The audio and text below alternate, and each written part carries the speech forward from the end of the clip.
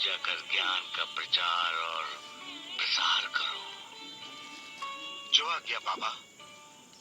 इंसान को ज्ञान की भी पूजा करनी चाहिए। ज्ञान इंसान को निर्विकार मालिक के करीब ले जाता है और अज्ञान इंसान को विकारों के करीब ले जाता है, जिससे इंसान निर्विकार के करीब नहीं जा सकता। ज्ञान अहिंसा को जन्म देता है और अज्ञान हिंसा को। हिंसा से कुछ भी साध्य नहीं होता। ये शिक्षा ज्ञान देता है। हम नाटक देखते हैं, चित्र देखते हैं और नाटक में घटने वाली घटनाओं के प्रभाव में आ जाते हैं। और जब नाटक का पर्दा गिरता है तब हमें पता चलता है कि हम तो नाटक देख रहे थे। नाटक का प्रभाव ही अज्ञान है। नाटक के प्रभाव से मुक्त होना ज्ञान है गणु। यही तुम्हें सबको बताना है।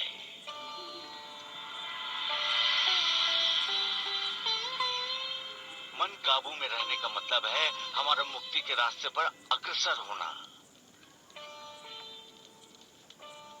इसलिए जब तक इंसान का मन चंचल होता है तब तक इंसान मालिक के बनाए हुए इस संसार रूपी चक्रव्यूह में अटका पड़ा रहता है। लेकिन जब वही मन अंकुश में रहता है तब हमें चक्रव्यूह ध्वस्त करने का मार्ग मिलता है। हम विकारों के चक्रव्यूह से बाहर होकर मुक्ति के सरल रास्ते पर चल पड़ते हैं।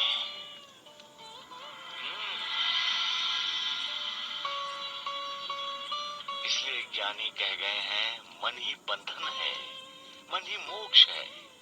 कहने का तात्पर्य ये है कि सब कुछ हमारी कल्पना का खेल है गणु।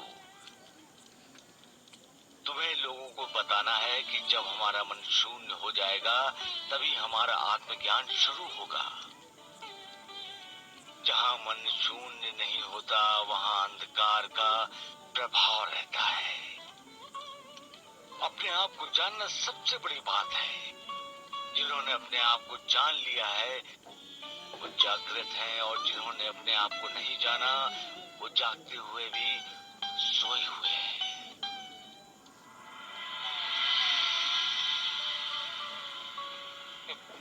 महासापति, एक बार एक साधु अपने शिष्यों के साथ जंगल के रास्ते से जा रहा था। रास्ते में एक नदी पड़ी। वो नदी का पानी बाढ़ जैसा उफान पर आने को था। एक जवान लड़की नदी पार करने के लिए खड़ी हुई थी। उसकी हिम्मत नहीं हो रही थी नदी पार करने की। नदी में कदम रखे कैसे? साधु को लगा कि यदि वो उस लड़की का हाथ पकड़कर उसे नदी पार कराता है तो उसका ब्रह्मचर्य व्रत भ्रष्ट हो जाएगा। साधु उस लड़की की विनती को ठुकराकर नदी पार करने लगा और अपने शिष्यों को सावधानी से पीछे पीछे आने के लिए कहता है।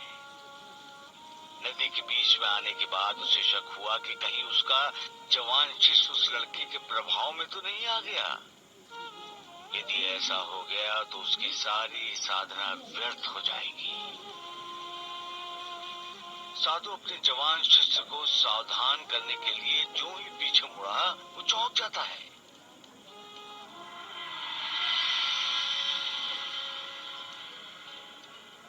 मानो उसके ऊपर बिजली गिरी।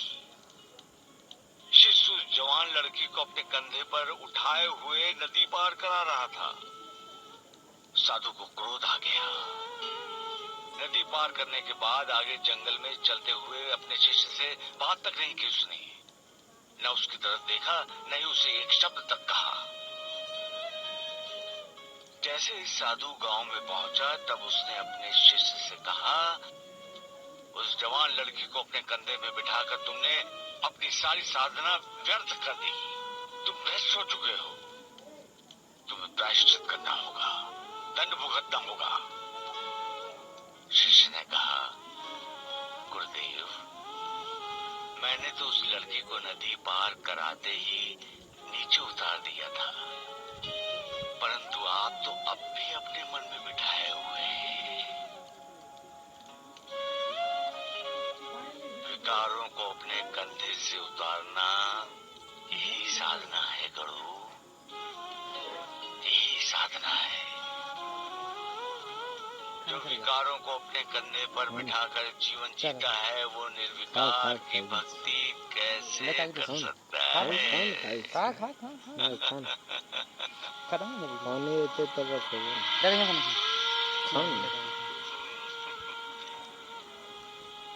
साधु संत कह गए हैं, जो मन पर सवार होता है वो मोक्ष मुक्ति के मार्ग पर चल पड़ता है,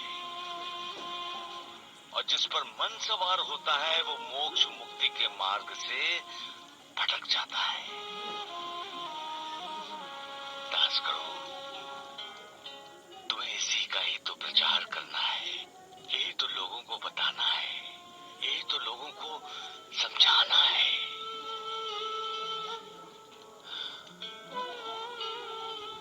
सबका